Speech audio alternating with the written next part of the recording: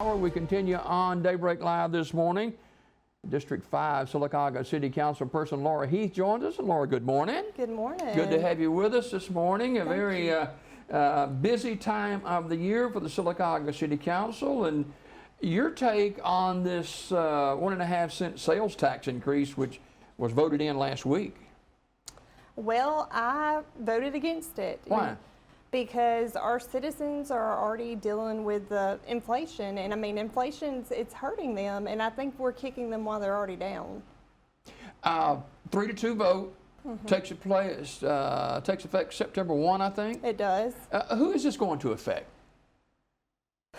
Well, I mean, it's going to affect everyone. I mean, it's not going to. Maybe I should say, who will this affect more adversely, maybe? Your elderly, your people who are already struggling, your lower income families, it's going to hit them pretty hard. Yeah. You know, a lot of people are on fixed incomes, and they're having to, you know, scrounge up what they can to deal with inflation right now. And so we're just kind of kicking them while they're down. You've been very active as a council person, and I'm sure you get some flack from it, but this is who you are, right? I am who I am. Well, let's talk about something that everybody seems to be continuing to talk about. I noticed the other day that our swimming pool is holding water. Yes, it is. We have spent thousands of dollars on studies and tests, and I hear this every day. No swimming pool. What's the deal on this? Well, I particularly have not seen a geological study of it. I have gone through a whole banker box full of papers, and I've yet to find any studies to show that the pool has a sinkhole under it. I've heard that it's got eddy waves under it. I mean, there's just things I've heard that, you know, and been told that that's why it was shut down, and I've yet to find, you know, concrete information that says, and documented, that says this is why it's shut down. So what do? We've got plans to build a new Parks and Recreation facility, a new pool, but time is fleeting for our children and our elderly, and no pool for at least 3 years. Well, there's been talk initiated about possibly seeing what it would cost to open the pool up temporarily. You know, it's kind of like a car that sits for a while, and then you try to run it again. You know, you're going to run into all kinds of problems, and my fear is that's what's going to be the case with the pool. I don't know where it'll lead, but the talk is there, and I'm grateful, you know, that conversation's been initiated. Well, it certainly take years for to fruition of a new facility. Absolutely. And you know, it's cities our size normally has a swimming pool. I know, and you know, it was shut down before I was ever on council, several years before actually I was on council, and my goal has been, I'm just one person. You know, I'm just one. It takes 3 to pass anything, and if we can find a temporary Band-Aid to fix our existing pool until that new facility is built, I'm 100% on board. How frustrating is it to every day hear about this issue and other issues as a city council person? Well, I signed up for this. It comes along with the job. I signed up to, you know, hear it. That's what I ran for, and it comes along with it. Yeah. Very quickly before we get any further, there was a minor incident at Legion Stadium Friday night, the Jamboree, Sylacauga, and Montgomery Academy, and you know how.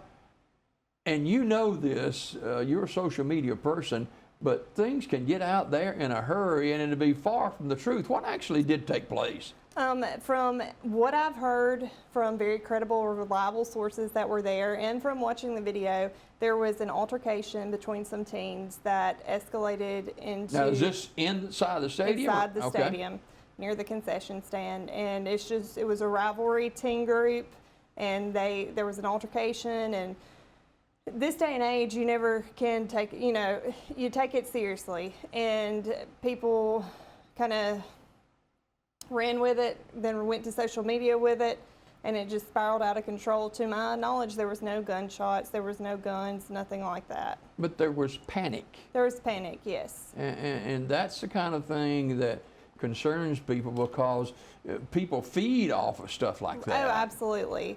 And then it gets completely misconstrued with social media, because you know social media is such a blessing and a curse. Yeah. So but the school system and the police department both, you know, have acknowledged there was not any gunshots, any weapons of any kind. It was just a verbal altercation. Yeah. Laura Heath, Sylacauga City Councilperson, District 5, is our guest this morning. And getting back to the 1.5 cent sales tax, you know, it was voted down or tabled some weeks ago. And a lot of people thought, well, it would come back around, and it has a 3-2 vote. And there were two entities, Coosa Valley Medical Center, and I think the Board of Education was the other. And how did they get left out of the mix when the different entities were brought up about funding? Here's the deal. They're not left out. They're just not getting an appropriated amount from the taxes. I mean, we have money that will go back into the general fund that will fund those capital projects, that will get us back to where we once were funding the Board of Education. They're not left out. They just did not have a specific appropriation, like a percentage as the other places did. We got to take care of home first. We got to take care of our people that keep the city afloat. And I know District 5 residents would rather have public safety funded, you know, to know that that money is secured for them, because the fire department was receiving nothing out of that second proposal that was presented. They got absolutely nothing. And that's not fair. That's not right. So is there improvement with the police department and fire department as far as personnel is concerned with the extra funding? Oh, absolutely. We have both, for the police and fire, they'll both get around $500,000, you know, each budget cycle. Yeah. And so that will help them. We're working on a new pay plan for the fire department, and that's going to be a huge help, because we still have to stay competitive, with everyone around us. That was a good day Saturday for Crazy Days, wasn't it? It was wonderful. My children enjoyed it, and I enjoyed watching them. Yeah. Speaking of children, Little League Baseball, have we faced some rain or what? It never fails. It will not rain until baseball season, I don't think. I mean, we can have a drought, and then as soon as baseball season starts, it is rained nonstop. So where are we now as far, are we trying to get back on schedule? Yes, I know the we grounds are are soggy a little bit still. We are. We're hoping that the weather will cooperate and be in our favor this week to try to make up some of those games and get back on track. Yeah, no doubt about it. I know you want to say a special thanks and salute our people who gave their life. We're coming up on Memorial Day 2023, and well, we think about the lives that were given for the freedom that we have now. Absolutely, and I'm grateful for each and every one of them, and I'm grateful for everybody that steps up and serves. All right, Laura Heath, our guest this morning. Laura, always a pleasure. Thanks for coming by, and let's do it again and have a little bit more time, okay? All right, thank you for having me. All right, Laura Heath, Sylacauga City Councilperson, District number 5, as we continue on Daybreak Live this morning.